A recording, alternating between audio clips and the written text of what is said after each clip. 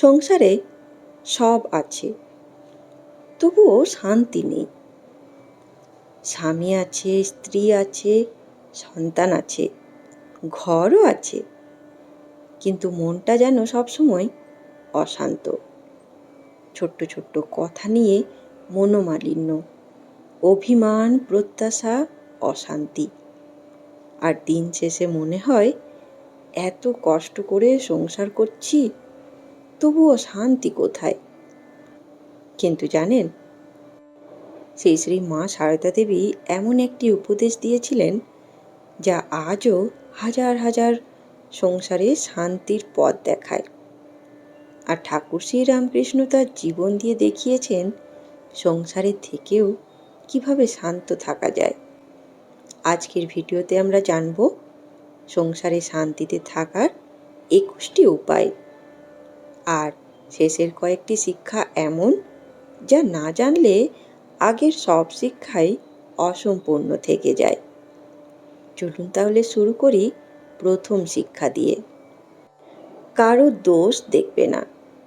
শ্রী শ্রী মা সারদা দেবী বলেছিলেন, যদি শান্তি চাও কারোর দোষ দেখো না, দোষ দেখবে নিজের।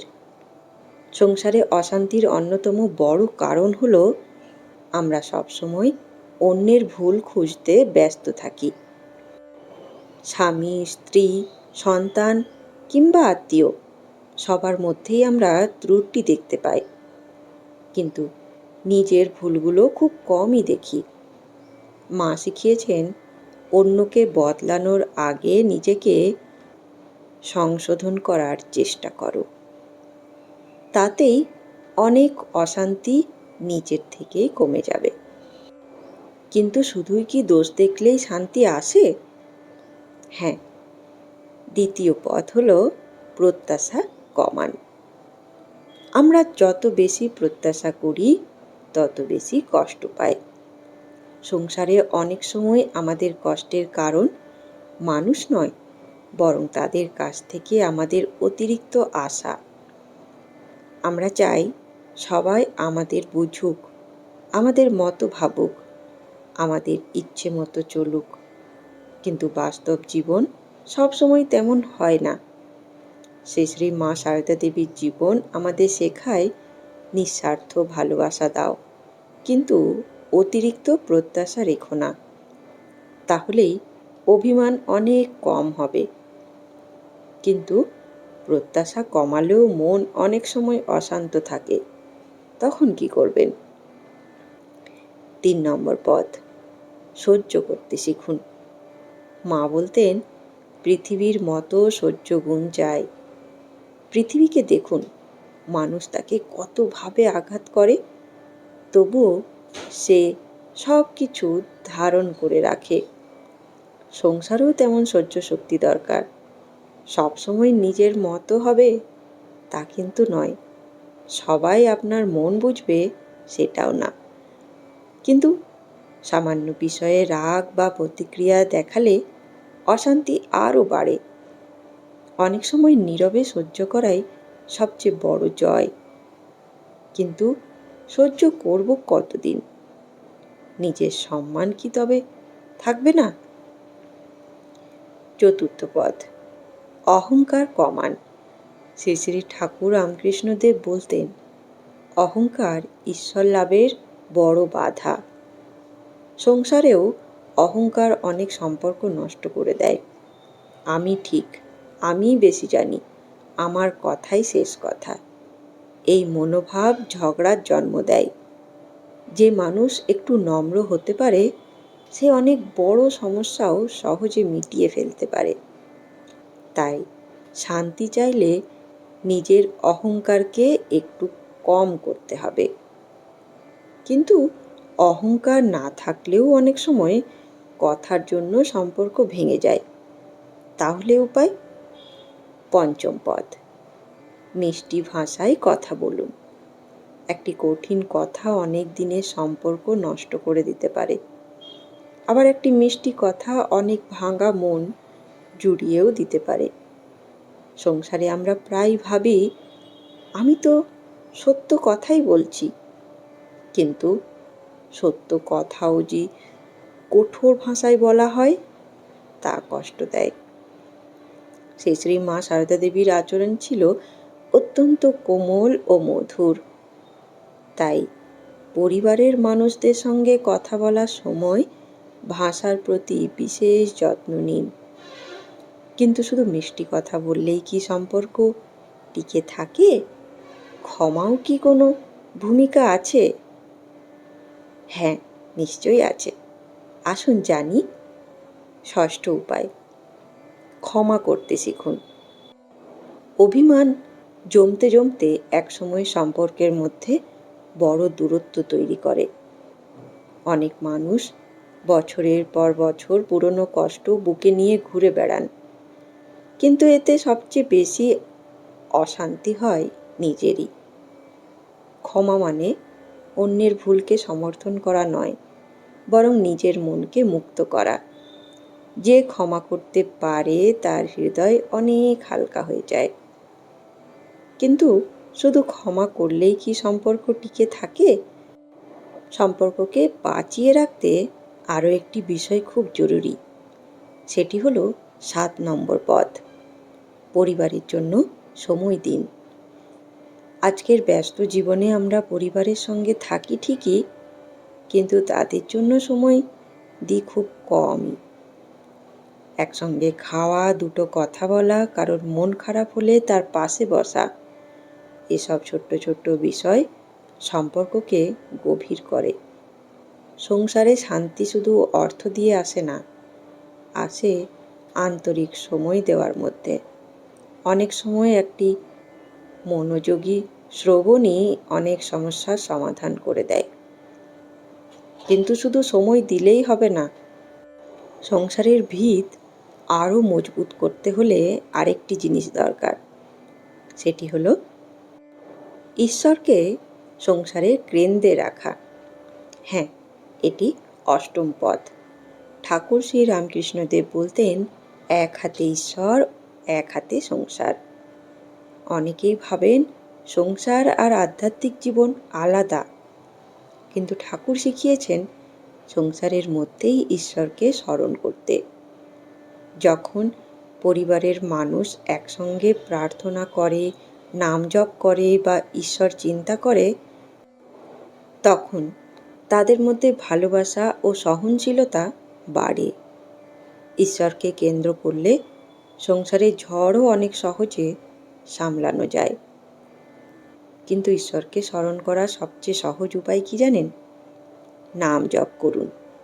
নবম পথ, ঠাকুর শ্রী রামকৃষ্ণদেব নাম স্মরণের উপর বিশেষ গুরুত্ব দিয়েছিলেন। তিনি বলতেন, ঈশ্বর নামের মধ্যে অসীম শক্তি রয়েছে। যখন মন দুশ্চিন্তা, রাগ ও হতাশায় ভরে যায়, তখন কয়েক মিনিট নাম জপ মনকে শান্ত করতে সাহায্য করে। নিয়মিত নামস্মরণ ধীরে ধীরে মনের অস্থিরতা কমিয়ে আনে এবং সংসারের চাপ সামলানোর শক্তি দেয়। কিন্তু শুধু নাম জপ করলেই কি মন শান্ত থাকবে? না, আমাদের চিন্তার ধরনও বদলাতে হবে। 10 নম্বর পথ, কৃতজ্ঞতা শিখুন। সংসারে অশান্তির একটি কারণ হলো আমরা যা পাইনি সেটার দিকেই বেশি তাকাই, কিন্তু যা পেয়েছি তার জন্য কৃতজ্ঞ খুব কমই হই। সুস্থ শরীর, পরিবার, মাথার ওপর ছাদ, এই সবই বড় আশীর্বাদ। প্রতিদিন যদি একটু সময় নিয়ে ঈশ্বরকে ধন্যবাদ জানাতে পারি, তাহলে অভিযোগ কমবে এবং মনের মধ্যে শান্তি বাড়বে। কৃতজ্ঞতা মানুষকে অভাব থেকে প্রাচুর্যের দিকে নিয়ে যায়। কিন্তু সংসারের ঝগড়া, বিবাদ কমবে কিভাবে? অনেক সময় এর মূল কারণ থাকে তুলনা আর প্রতিযোগিতা। তাই 11 নম্বর পথটি হলো, তুলনা করবেন না।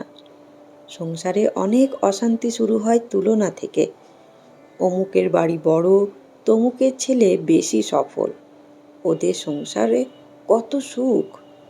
এই ধরনের চিন্তা ধীরে ধীরে নিজের সুখ কেড়ে নেয়।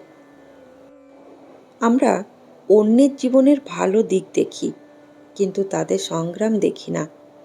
ঠাকুর শিখিয়েছেন প্রত্যেক মানুষের পথ আলাদা। তাই অন্যের সঙ্গে তুলনা না করে নিজের জীবনের আশীর্বাদগুলোকে মূল্য দিতে শিখুন। কিন্তু শুধু তুলনা নয়, এমন একটি অভ্যেসও আছে যা সংসারে নীরবে বিষ ছড়ায়। হ্যাঁ, সেটি হলো 12 নম্বর পথ, পরনিন্দা এড়িয়ে চলুন। শ্রী মা সারদা দেবী কারো নিন্দা করতে পছন্দ করতেন না, পরনিন্দা শুনতেও নিরুৎসাহিত থাকতেন। কারণ নিন্দা থেকে ভুল বোঝাবুঝি জন্মায়, আর ভুল বোঝাবুঝি থেকে অশান্তি। অনেক সম্পর্ক শুধু গুজব আর নিন্দার কারণে ভেঙে যায়। তাই সংসারে শান্তি চাইলে অন্যের সমালোচনা কম করুন আর নিজের চরিত্র গঠনের দিকে মন দিন। কিন্তু শুধু নিন্দা না করলেই হবে? সত্যের উপর দাঁড়ানো কি জরুরি নয়? 13 নম্বর পদটি হল সত্য কথা বলুন। ঠাকুর শ্রী রামকৃষ্ণদেব বলতেন, সত্যই কলিযুগের তপস্যা। একটি মিথ্যা হয়তো সাময়িকভাবে সমস্যা ঢেকে দিতে পারে, কিন্তু পরে আরও বড় সমস্যা তৈরি করে। সত্য কথা বললে হয়তো প্রথমে একটু কষ্ট হতে পারে, কিন্তু দীর্ঘমেয়াদে বিশ্বাস তৈরি হয়। সংসারের ভিত গড়ে ওঠে বিশ্বাসের ওপর, আর বিশ্বাসের ভিত্তি হলো সত্য। কিন্তু সত্য বলার সঙ্গে সঙ্গে ভালোবাসা কি সমান গুরুত্বপূর্ণ নয়? নিশ্চয়ই গুরুত্বপূর্ণ। এবার আমরা জানব 14 নম্বর পদটি। সন্তানকে ভালোবাসুন, কিন্তু আঁকড়ে ধরবেন না। প্রত্যেক বাবা মা সন্তানের ভালো চান, কিন্তু অনেক সময় ভালোবাসা আর নিয়ন্ত্রণ এক হয়ে যায়। সন্তানকে সবসময় নিজের ইচ্ছে মতো চালাতে গেলে দূরত্ব তৈরি করতে হয়। মা সারদা দেবী ভালোবাসা দিয়েছিলেন, কিন্তু কাউকে নিজের অধীনে রাখার চেষ্টা করেননি। সন্তানকে সঠিক শিক্ষা দিন, ভালোবাসা দিন, কিন্তু তার নিজের পথ চলার জায়গাটুকুও দিন। কিন্তু সংসারে সবচেয়ে বড় ক্ষতি অনেক সময় একটি মুহূর্ত ভুল থেকে হয়। এই ভুলের সমাধান আছে 15 নম্বর পথে। সেটি হলো রাগের সময় চুপ থাকুন। রাগের মুহূর্তে বলা একটি কথা বছরের পর বছর মনে থেকে যায়। অনেক সম্পর্ক ভেঙেছে রাগের মাথায় বলা কিছু কথার জন্য। যখন খুব রাগ হয়, তখন সঙ্গে সঙ্গে উত্তর না দিয়ে একটু সময় দিন। মন শান্ত হলে কথা বলুন। ঠান্ডা মাথায় বলা কথা সম্পর্ক গড়ে তোলে, আর রাগের মাথায় বলা কথা সম্পর্ক ভেঙে দেয়। কিন্তু শান্তির সবচেয়ে বড় শত্রু এখনো বাকি আছে। অনেক মানুষের সংসারে আগুন লাগে এমন একটি কারণে, যা তারা বুঝতেই পারে না। এই সমাধান আছে 16 নম্বর পথে। ঈর্ষা ত্যাগ করুন। সংসারে অশান্তির একটি নীরব কারণ হলো ঈর্ষা। অন্যের সুখ, সাফল্য বা প্রাপ্তি দেখে যখন আমাদের মন কষ্ট পায়, যখন নিজের শান্তিও নষ্ট হয়। ঈর্ষা অন্যের ক্ষতি কম করে, নিজের মনকে বেশি পোড়ায়। শ্রী মা সারদা দেবীর জীবন আমাদের শেখায়, প্রত্যেক মানুষ ঈশ্বরের সন্তান। তাই অন্যের ভালোবাসা দেখে আনন্দ করতে শিখুন, তাহলেই হৃদয় হালকা হবে। কিন্তু শুধু ঈর্ষা না থাকলেই হবে না, মনকে ভালো রাখতে হলে ভালো পরিবেশও দরকার। এবার আসি 17 নম্বর উপায়, সৎসঙ্গ করুন। ঠাকুর শ্রী রামকৃষ্ণদেব বলতেন, মানুষের মন তার সঙ্গের রঙে রঙিন হয়ে যায়। যদি সবসময় নিন্দা, রাগ আর নেতিবাচক কথার মধ্যে থাকেন, তবে মনও অশান্ত হবে। কিন্তু যদি ভালো মানুষের সঙ্গে থাকেন, আধ্যাত্মিক আলোচনা শোনেন, ভালো বই পড়েন, তাহলে মন ধীরে ধীরে পরিবর্তিত হয়। সংসারে শান্তি চাইলে সৎসঙ্গকে জীবনের অংশ করুন। কিন্তু শুধু ভালো মানুষের সঙ্গ করলেই কি মন পূর্ণ হয়? হৃদয়কে বড় করাও একটি পথ আছে। সেটি হলো 18 নম্বর পথ, সেবা করুন। শ্রী মা সারদা দেবীর পুরো জীবনটাই ছিল সেবার আদর্শ। তিনি নিজের কথা কম ভেবেছেন, অন্যের কথা বেশি ভেবেছেন। যখন আমরা শুধু নিজের সুখ নিয়েই ব্যস্ত থাকি, তখন মন সংকীর্ণ হয়ে ওঠে। কিন্তু যখন কারোর উপকার করি, কারোর মুখে হাসি ফোটাই, তখন নিজের মনও আনন্দে ভরে ওঠে। সেবা শুধু অন্যের উপকার নয়, নিজের মনকেও শান্ত করার একটি উপায়। কিন্তু মানুষের একটি স্বভাব আছে, যা না বদলালে সব ভালো কাজও ম্লান হয়ে যেতে পারে। সেটি হলো নিজের ভুল স্বীকার করুন। অনেক সময় আমরা ভুল করেও তা মানতে চাই না, কারণ আমাদের অহংকার বাধা দেয়। কিন্তু যে মানুষ নিজের ভুল স্বীকার করতে পারে, সে সম্পর্কে বাঁচাতে পারে। আমি ভুল করছি, এই কয়েকটি শব্দ অনেক বড় অশান্তি থামিয়ে দিতে পারে। মা ও ঠাকুরের শিক্ষা আমাদের নম্র হতে শেখায়, আর নম্রতার মধ্যেই শান্তির বীজ লুকিয়ে থাকে। কিন্তু জানেন, সংসারে সব কিছু কি আমাদের ইচ্ছা মতো চলে? আসুন জানি 20 নম্বর পথটি। সব কিছু নিয়ন্ত্রণ করতে যাবেন না। আমাদের অনেক অশান্তির কারণ হলো সব কিছু নিজের নিয়ন্ত্রণে রাখতে চাই। সন্তান কি করবে, মানুষ কি ভাববে, ভবিষ্যতে কি হবে, সব কিছু নিয়েই আমরা চিন্তিত থাকি। কিন্তু সত্য হলো, সব কিছু আমাদের হাতে নেই। যা আমাদের কর্তব্য তা আন্তরিকভাবে করুন, আর বাকিটা ঈশ্বরের ওপর ছেড়ে দিতে শিখুন। এতে মনের অনেক ভার কমে যায়। এবার আসি আজকে শেষ এবং সবচেয়ে গুরুত্বপূর্ণ শিক্ষায়। সেটি হলো 21 নম্বর পথ, জগৎকে আপন করে নিন। শ্রী মা সারদা দেবীর শেষ জীবনের অমূল্য বাণী। কেউ পর নয়, জগৎ তোমার। এই একটি বাক্যের মধ্যে সংসারের শান্তির গভীর রহস্য লুকিয়ে আছে। যতদিন আমরা মানুষকে আপন আর পর বলে ভাগ করব, ততদিন কষ্ট থাকবে। মা শিখিয়েছেন, ভালোবাসার দৃষ্টি নিয়ে পৃথিবীকে দেখো, মানুষকে আপন করে নিতে শেখো। তখন ছোট মন আর থাকবে না, হৃদয় বড় হবে। আর বড় হৃদয়ে অশান্তি বেশিক্ষণ থাকতে পারে না। বন্ধুগণ, সংসার মানেই শুধু সুখ নয়, সংসার মানেই মাঝে মাঝে ভুল বোঝাবুঝি, অভিমান, কষ্ট, ত্যাগ আর অনেক না বলা কথা। কিন্তু শ্রী মা সারদা দেবী ও ঠাকুর শ্রী রামকৃষ্ণ আমাদের শিখিয়েছেন, শান্তি বাইরে খুঁজে পাওয়া যায় না, শান্তি শুরু হয় নিজের মন থেকে। আজকের 21টি শিক্ষার মধ্যে হয়তো এমন একটি শিক্ষা আছে যা আপনার বর্তমান জীবনের সঙ্গে মিলে গেছে। হয়তো কারোর প্রয়োজন একটু বেশি ধৈর্য, হয়তো কারোর প্রয়োজন ক্ষমা, হয়তো কারোর প্রয়োজন প্রত্যাশা কমানো, আর হয়তো কারোর প্রয়োজন শুধু একটু ভালোবাসা। তাই আজ ভিডিওটি শেষ করার আগে নিজেকে একটি প্রশ্ন করুন, আমি কি সত্যিই শান্তি চাই, নাকি শুধু চাই আমার কথাই সবাই মেনে চলুক? এই প্রশ্নের উত্তরেই হয়তো আপনার জীবনের অনেক সমস্যার সমাধান লুকিয়ে রেখেছে। ধন্যবাদ, ভালো থাকবেন। ভিডিওটি ভালো লাগলে অবশ্যই ভিডিওটিকে একটি লাইক, শেয়ার এবং চ্যানেলটিকে সাবস্ক্রাইব করতে ভুলবেন না। আর সবশেষে ভিডিওটির জন্য আপনার মতামত কী তা অবশ্যই কমেন্ট সেকশনে জানাতে ভুলবেন না। জয় ঠাকুর, জয় মা, জয় স্বামীজি।